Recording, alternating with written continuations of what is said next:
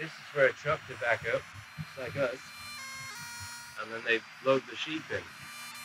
The sheep could walk into the truck. This is for taking them away when they're ready.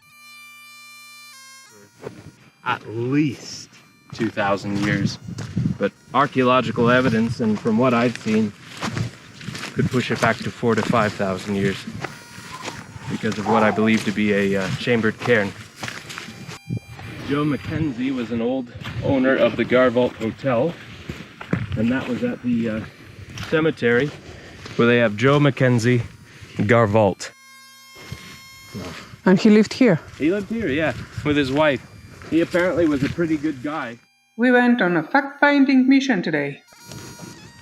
Sometimes it's luck, sometimes it's not. First stop, an abandoned house with sheep mummies. You got a flashlight? No. Hang on.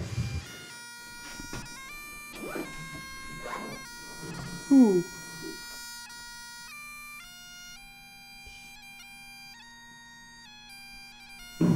So this was the main room in here. You can see where they were. This place would be such a sweet bothy if it had some help. There's nothing in that chest. I looked.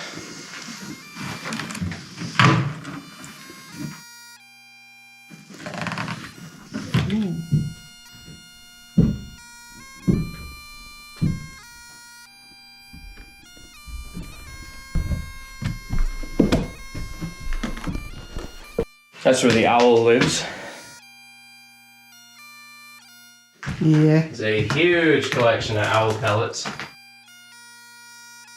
Nothing much in here. This place was pretty much gutted. This is one of my favorite stories here. Last year, or a couple of years ago, I came here and found this here and a few wrappers and found that this area had been swept. And so I think of some poor hiker who was stuck in a storm, ended up here, figured this was a safe place for the night, and found just a bunch of dead sheep bodies. Oh God, that had to have been a horrible night. So you can see the cistern still sitting up there. This is somewhere where the owl lives. I'm not sure exactly where, but she wasn't very happy we visited her last time because she was in. But you got an old clawfoot porcelain bathtub in here and a toilet, so you know it was modernized. I mean, this would have been a fairly comfortable place to live. Quite thick walls with the addition, so it was built right. The purpose of the expedition was a circular shadow that Zach had seen on a satellite image. That chambered cairn he talked about in the beginning. So the idea was to find the spot and see if it was really a chambered cairn or something else.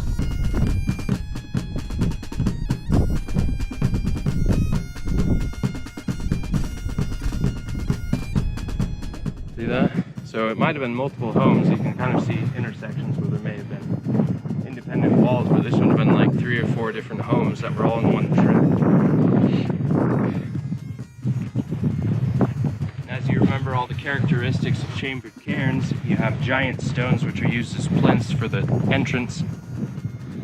And then you have a mound of rocks where there would be an empty space in the side. So that's what leads me to believe this is a chambered cairn instead of just a pile of rocks that are used for, say, clearing the farmland.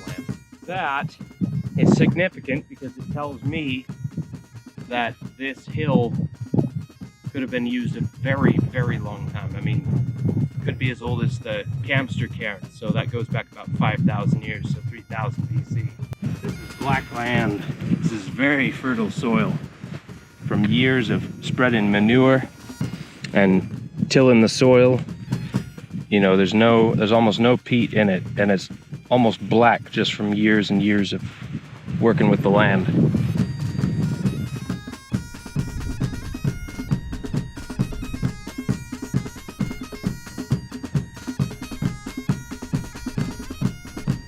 Sometimes a stone's just a stone, and that could have been left over from the glaciers moving, or it had some sort of significance. I don't know, but you can see how they're arranged in a semicircle. And then the more you look at it, you start looking at this and you go, hey, this is slightly elevated, it hasn't sunk. And this could be a hut circle from the Bronze Age. And what we're looking at is just what's remained because the peat hasn't had a chance to grow up. So what we're looking at is a partially robbed hut circle from the Bronze Age.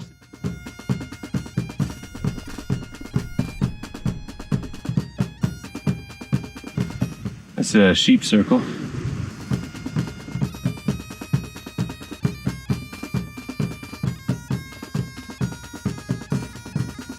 Out here, probably modern, maybe not. You have a small wall, which may have been something larger at some point in time. So you have this defensive hill fortification, you have the steep hill, and you have quite the protection from anyone coming up north.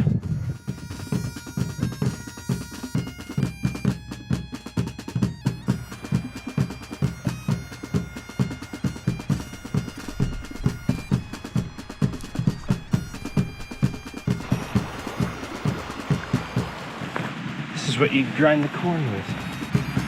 Maybe.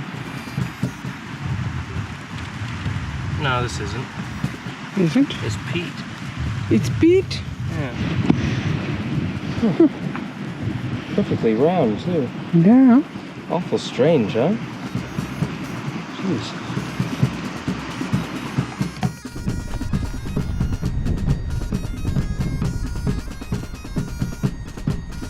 They dug a channel where water would come through here, pass into this building. They did it from upstream so it gained momentum. Turn a wheel to run a mill. So you remember that I'm limping? Well, here I twisted the ankle of the already injured foot and it went completely out of order. It's a pretty rainbow though, isn't it? But I took a deep breath and kept going.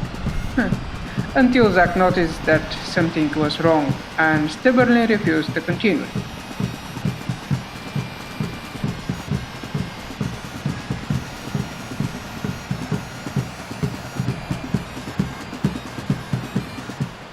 The water. All the water around there is drinkable, pure and beautiful.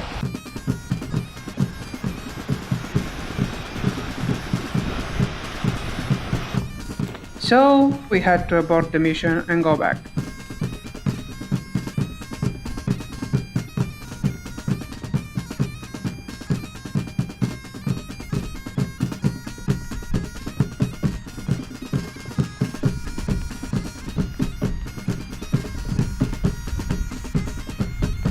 Me hobbling, he running up the hill across the river.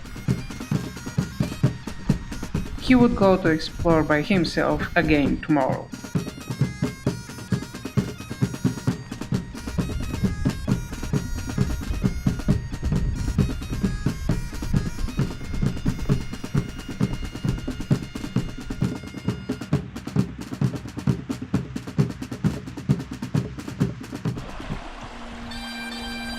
Oh, I see. The next day, first mission was to figure out how the GoPro works.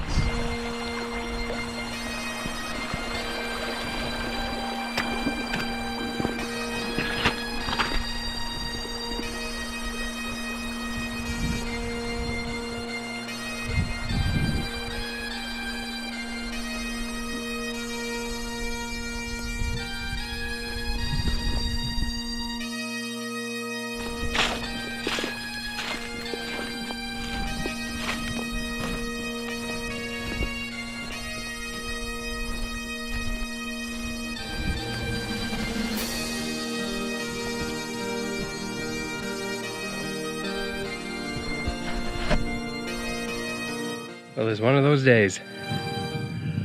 Tank top, no wind, beautiful sunshine. Gonna find me a brock today. And hopefully the wind is kind, same with the weather. I'm sweating, it's boiling. It's probably like, it feels pretty hot in the sun, but it's probably only like 4 or 5 degrees today. Anyway, we'll see how we do.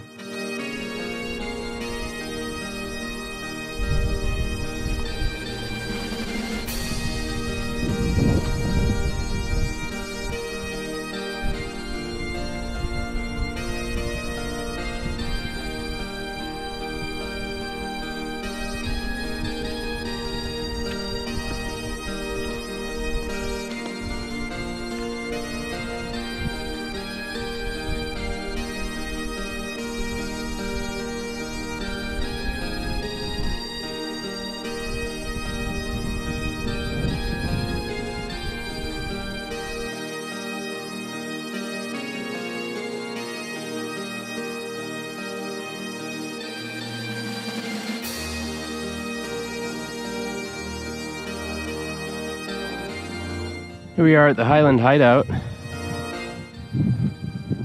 I'm waiting for a rain cloud to pass over me. But I was able to look at the cairn for a minute before the rain started falling, and it looks like we're all good, so.